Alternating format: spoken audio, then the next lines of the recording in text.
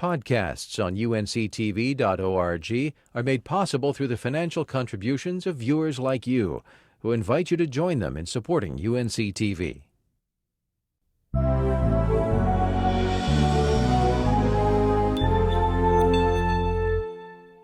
Next on North Carolina Weekend, we'll preview A Christmas Carol in Raleigh, explore Pettigrew State Park in Creswell, and I'll check out the nightlife at Cuban Revolution in Durham, coming up next. Funding for North Carolina Weekend is provided in part by the North Carolina Division of Tourism, Film, and Sports Development, committed to showcasing our state's natural scenic beauty, rich history, and unique cultural attractions. From the Blue Ridge and Great Smoky Mountains, across the Piedmont to 300 miles of Barrier Island beaches, everything from big-time adventure to small-town charm is just down the road in North Carolina. Quality public television is made possible through the financial contributions of viewers like you, who invite you to join them in supporting UNC-TV.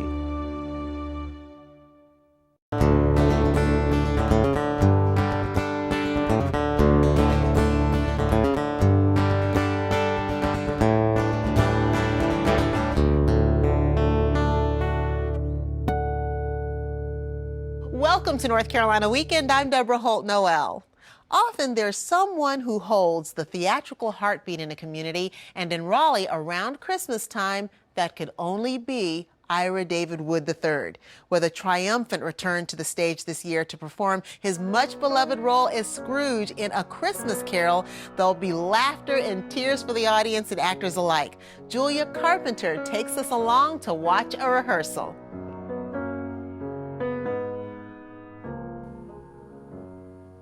Excitement is in the air, the stage is set, and the actors and crew are already in full rehearsal.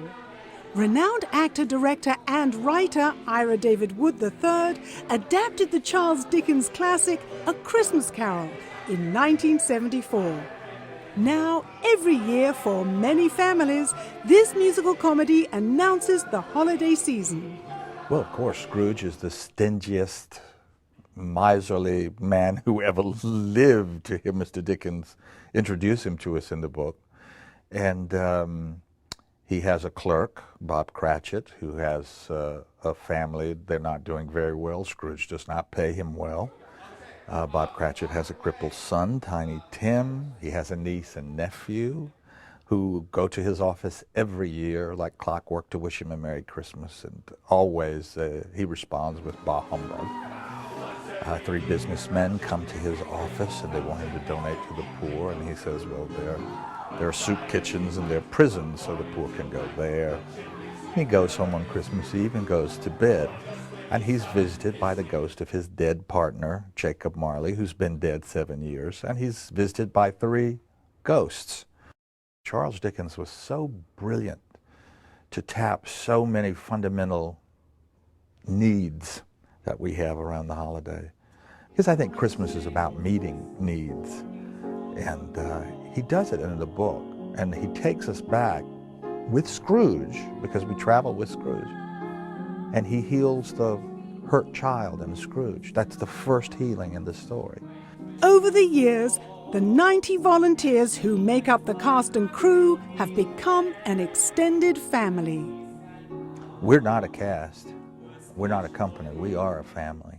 And we treat each other that way. I tell people we're huggers. So when you come to rehearsal, you get a hug. And we have those moments that mean something to us. We share them as a family. And I say, you're going to know more about each other than you ever thought you would or wanted to know by the time this show is over. The real satisfying thing to me about having done the show now over 3 decades is to know how much it has meant to the people who've been part of the family. It's easy to say, well, you know, it reminds me a bit of myself. Yes, it does. I think everybody has a bit of Scrooge in them over the holidays. So if you can laugh at your shortcomings, you're halfway home to healing them and to doing something about them. Are you a baker? I am. Why? Because I need the dough. So we do hope that people laugh an awful lot in this show. But at the very end, it wouldn't be Christmas unless you could shed some tears. Noel, Noel,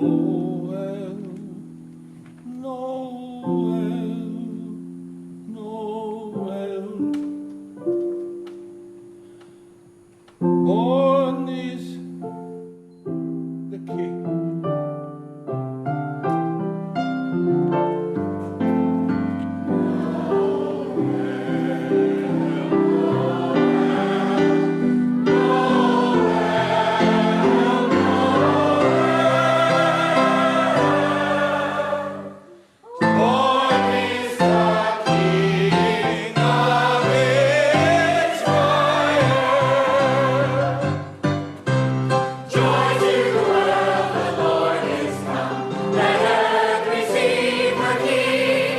Enjoy.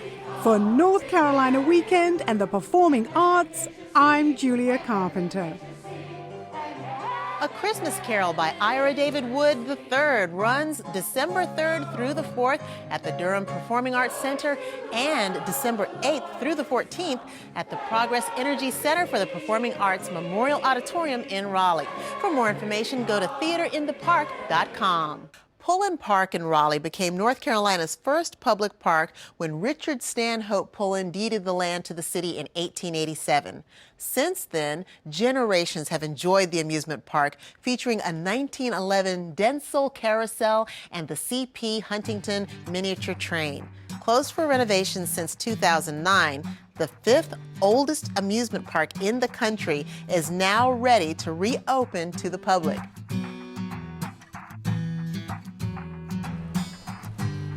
Workers are busy putting the final touches on renovations to Pullen Park's amusement section in preparation for the grand reopening. The park was established in 1887 on land donated to the city by Richard Stanhope Pullen. Mr. Pullen was one of Raleigh's greatest benefactors. I mean, he was. He's donated so much land to the city of Raleigh, land for the North Carolina State University, for Peace College, not only in Pullen Park, but throughout the city of Raleigh, Oakwood, downtown. He's responsible for a lot of that early Raleigh vision. There have been some changes to the park over the course of its history. It used to have a zoo, a roller skating rink, an outdoor pool. Today, the park has ball fields, tennis courts, the Arts Center, Community Center, and the Aquatic Center, and Lake Howell for paddle boating. But, you know, the landscape of the park has stayed mainly the same. Some of the original trees that were planted by Mr. Pullen are still here today. In 2009, the amusement section of the park was closed for renovations. We have a brand new playground, complete with some ADA accessible playground pieces of equipment. The kiddie boats are still there. The C.P. Huntington train, the miniature train here at Pullen's got a brand new train station. It's been a fresh coat of paint, and we've even added an ADA accessible coach. Another upgrade is to the park's food service. With Pullen Park's unique location, we wanted it really to be a lunchtime destination. We wanted it just to have a little bit more of a quality to it for guests to experience when they come out to Pullen Park. We will always have the traditional amusement fare, popcorn, hot dogs, ice cream, and such. But we'll also have a lot of allergy sensitive foods, so people in a very healthy option. The majority of the food is all North Carolina based, which is also very exciting. Pullen Place Cafe can also cater any and all of our reservations here that we take at Pullen Park. One of the centerpieces of Pullen Park is the historic Denzel Carousel. Our carousel is a 1911 Denzel Menagerie carousel, and the new facility that it's in, the new carousel house, will ensure that it's here for another 100 years. Richard Stanhope Pullen died on the 23rd of June, 1895. On that event, the News and Observer wrote, "Mr. Pullen was a straightforward man, full of hard common sense, free from vanity and show.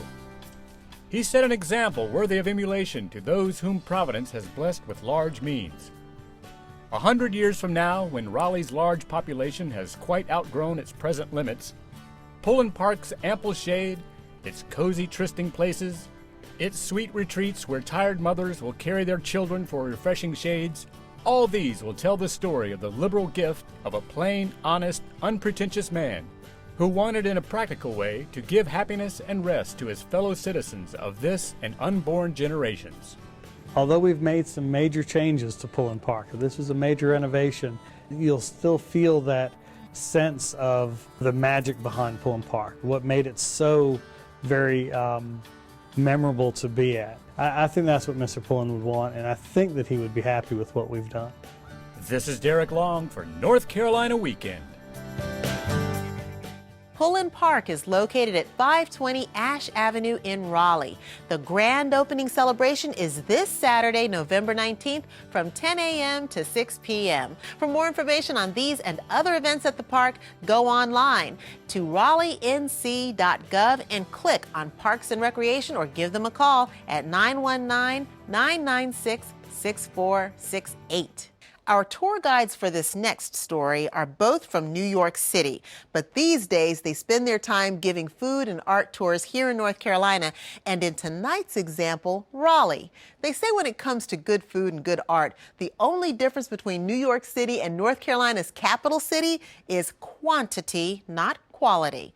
Rick Sullivan takes us off the beaten path tonight as we discover some nifty food and art stops that stack up to the best of them.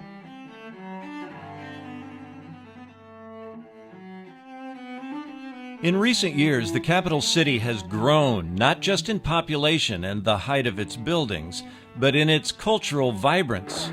Suddenly, Raleigh is a bona fide cultural destination like never before, and that has opened the door for tour companies. Jean Joslin moved here from New York City some time ago, but has just started giving walking tours of Raleigh's art galleries. I've lived in Raleigh for about 11 years, and I've seen tremendous changes in that the art and culture scene is blooming here. More galleries, better art, more varied art, theater, not just Raleigh, but in Durham, in Deepak, and opera and ballet, and small theater companies. So all of this culture is really blooming and booming. World-class art can always be found at the North Carolina Museum of Art, where Joslin is a docent. But Art Gallery Tours NC is her plan to broaden the horizons of those who will follow her off the beaten path to venues like Nicole's Gallery, in a neighborhood better known for its donuts. That's 7 or 8 major galleries just in Raleigh alone that show fantastic art from emerging talent to very well-known national, international painters who also come here to teach wonderful workshops. From Nicole's, it's just a short step to historic Oakwood and nearby Gallery C. Recognizing these gems could be tricky even for lifelong Raleigh residents who drive by the exteriors but might not know what's inside. This got Joslin thinking and talking. I started to talk to my friends and my fellow docents, and I said, well, have you been to these galleries? Everybody said, no, we didn't even know there were galleries. So then I realized that New York has galleries, and Charleston has galleries and gallery tours, and Raleigh only has galleries and no gallery tour. It does now. The idea for a walking tour in Raleigh is already being perfected by another company, Taste Carolina Gourmet Food Tours. And on this day, Art Gallery Tours NC has joined with Taste Carolina for a hybrid experience that includes the galleries and some outstanding food stops in the same neighborhoods at the periphery of downtown Raleigh. We want to support places that are independently owned, that try to source their food locally, and that are invested in the community, and partially places that are downtown. So you'll see we're doing downtown walking tours. You know, we're not going to the suburbs and things like that. Not that there's anything wrong with that, but we believe in the reinvestment of the community. We walk on purpose. We walk so that you can see the places that are in your community, in your neighborhood. We want you to not miss the mom and pop shops. You know, the place we're at right now, unless you knew it was here, you may not come here. This food stop is called Market Restaurant. The neighborhood is called Pilot Mill. Joe Philippos fills every block of the walk with historical information about the neighborhoods and the next stop on the tour. In this case, it's Pie Bird. Pie bread is a really unique concept. You know, it's hand pies, it's sliced pies, it's savory pies, it's sweet pies. I think it's a kind of business that exists in sort of other cities, major cities, but is relatively new to this area and very unique. They have local beers on tap. It's just a cool place, and in a part of town, the Mordecai part of town, that is, just experiencing this renaissance. So it's part of that renaissance. And that makes it part of the Taste Carolina as well as the Art Gallery Tours NC plans. Both companies offer their own tours, but this combined palate-to-palate tour is something new that nicely pairs the tours together. You know, we're showcasing food, but we're doing it through the lens of culture and community, right? So we just don't, take you to food places and tell you nothing else. We're walking you around the community and telling you about art and history and architecture and the story of a place. And we felt like the galleries and the art scene in Raleigh, in particular, works so well with the sort of expanding food scene. And it's a related part of the cultural explosion of this area. So it's very easy. People who are interested in food are interested in culture. And everyone is interested in chocolate, or so I've been told. This tour saves the dessert for last with a stop at Escazú, a made-from-scratch or beans-to-bar chocolate shop. It seems Art Gallery Tours of North Carolina and Taste of Carolina are already learning to finish as well as they've started. I'm Rick Sullivan for North Carolina Weekend. Both Taste of Carolina and Art Gallery Tours of North Carolina have a variety of tours and locations throughout the Triangle and North Carolina. For more information or to book tours, go to tastecarolina.net and artgallerytoursnc.com. Crystal clear water with a white sandy bottom surrounded by towering cypress trees. Sound like an exotic tropical destination? Well, Clay Johnson found just such a place in a state park in eastern North Carolina. Where are the birds? Ernie Marshall loves Terrell County's Pettigrew State Park. He's volunteered here and led dozens of group outings, but sometimes he just comes on his own to enjoy it. Often have the park pretty much yourself.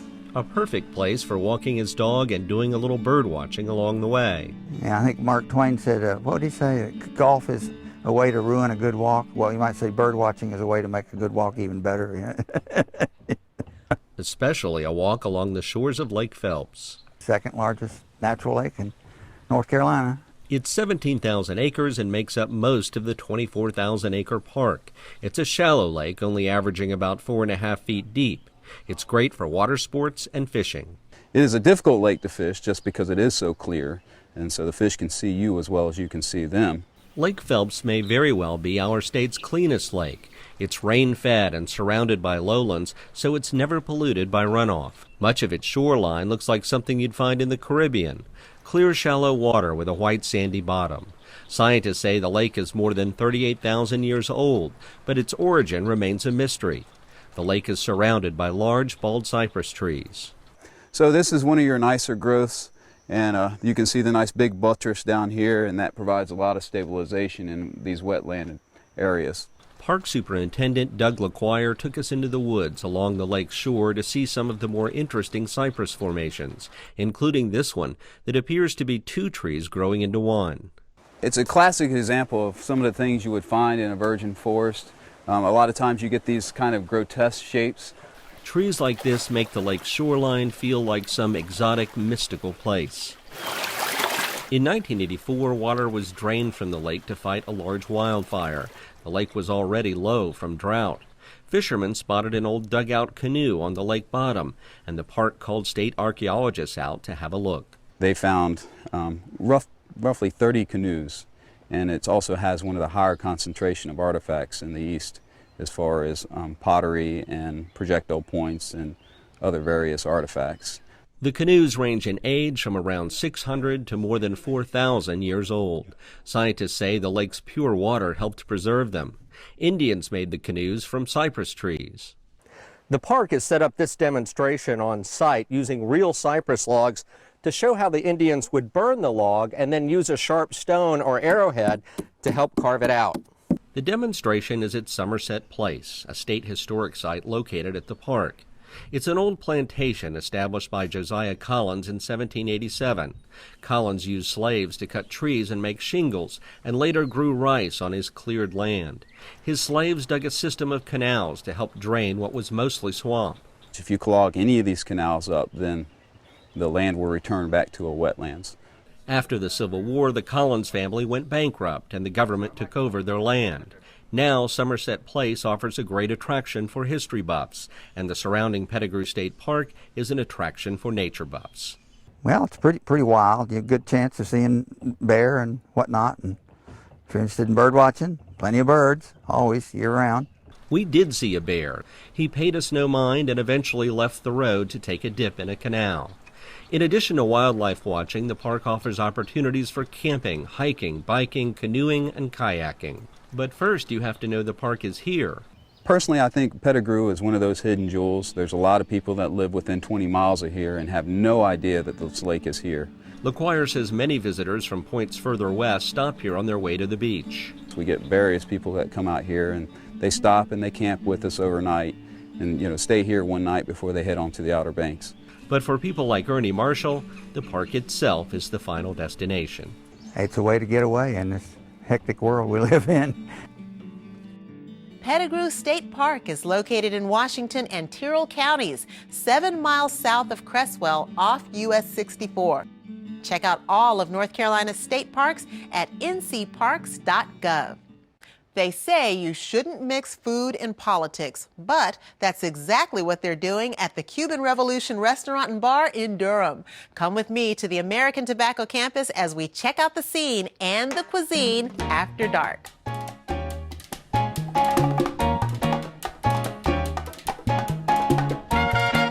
Cuban Revolution is all about the feeling of the 1960s. We are, I would say, a 1960s cafe infused with the passion of a Latin restaurant.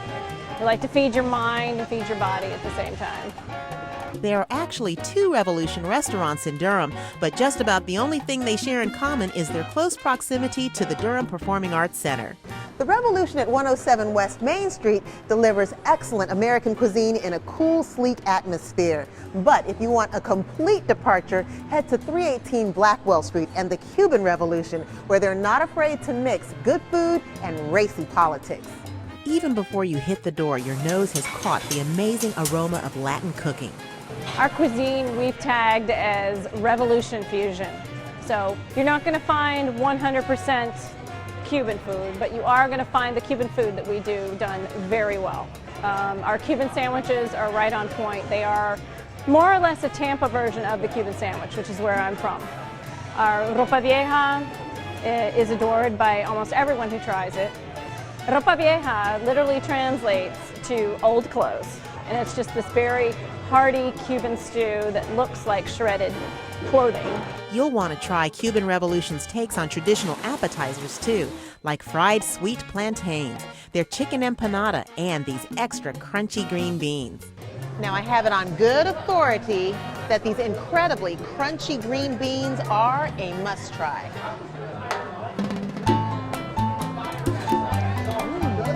An edgy space with dark wood furnishings, electric blue lights, and Cuban music. Cuban Revolution is a provocative after-dark spot for both food, drink, and conversation. At the bar, you can expect to find the classic mojito, made with freshly muddled lime. Their Cuban sunrise, featuring layers of grenadine, pineapple, and dark rum, and a blue martini that demands attention just because it's so pretty. And to spark conversation, you can't possibly miss a few bold elements. We like to let people know that there's so much rich history, political history in South America and in the Caribbean that is not discussed a lot in the United States, particularly with Cuba. We spend probably about a paragraph worth in history books that we teach our children. And there is so much more to that story, which is why we have on the walls over here, we run videos of the Cuban Revolution, of Che Guevara, and of Fidel Castro, because we feel like they were misunderstood And we need to educate ourselves in order to understand history better. These giant paintings are the creation of Angel Quiñones, an artist from Providence, Rhode Island, where the original Cuban Revolution restaurant was born. He'll use oils, he'll use watercolors, he'll use metal, he'll use paper mache. He uses almost anything that kind of comes to mind, and he sticks it on the canvas. And then he puts these little political side messages in there. For instance, on the Malcolm X, it says ojo por ojo, an eye for an eye. The John F. Kennedy, you'll see the caption down at the bottom that says El Rey, the king.